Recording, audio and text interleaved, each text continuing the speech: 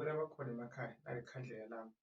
uNkulunkulu uyaphila, Jehova namandla amongcwele. Wonke ongibukela njengamanje makuvuleke into zakhe, mazikhanye bese yaphumela phezu kwempilo yakhe. Makube kuhle Nkosi Amakhosi. Ngicela amandla amaningi phezu kwempilo yakhe, ngabe isithunywa, ngabe idlozi, umsebenzi, ibhizinisi, mathenda, uyagula la ekhona khona, makaphile avuse umuzwa kuwo egameni lakho Nkosi. Lapho eboshwa khona ngiyamkhulula. Amen.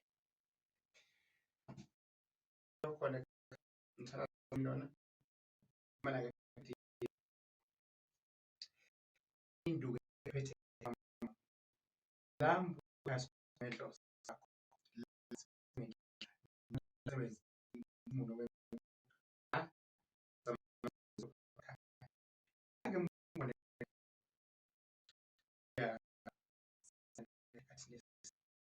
la sifuna emzini wakho la kube clean uzokwazi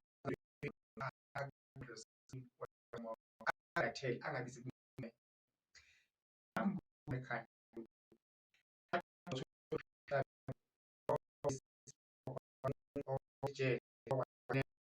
just do nje two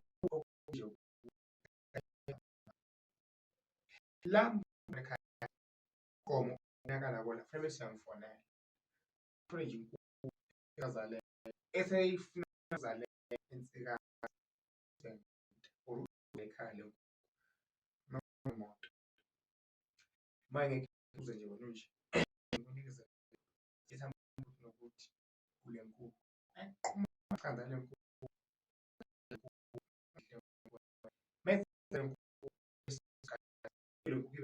ekhaya inkukhu le ekhaya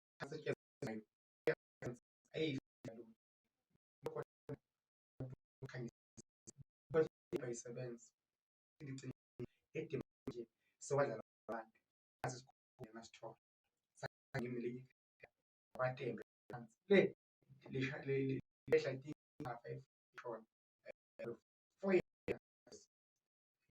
years la abili ndifisa edisiya khona nami sungile sintshe indawo phansi asikhuluma lo kwendlela ethi ungayindawo namhlanje bese ngiyahlala kodwa kuvele ebusuku ngilele njengephupho umbone khona ekhaya iba wedwa ufuna impilo yakhe phambili ungalokhu uthatha into eziningi ogciniwe ekhanda ufuna impilo yakho ukuthi impilo yami ukuze ngiphumele phambili ngakuthola ngaphuma ngibheke empilweni njengami nje ngimile esentweni umlaphi wendabuko umthandazi njengoba nimbona ngiveza umuzi ngiveza ikhala kithi ngiveza inkomo zami ngiveza ibandla lami ngimile ngime khona okunye angikuzwa ngibukele khona ekhaya sonke sikholiwe sonke siba uNkulunkulu masingagxeki iBhayibheli singabukani phansi wonke unesiphiwo sakhe abaningi bathi ayikho into yamadlozi basafile kunjani umbone ekhaya mangikhipha imali yasho abazali bami bebasebenza under government engathi umuntu angiyifuni imali emuva ufika ithathe la emhlabeni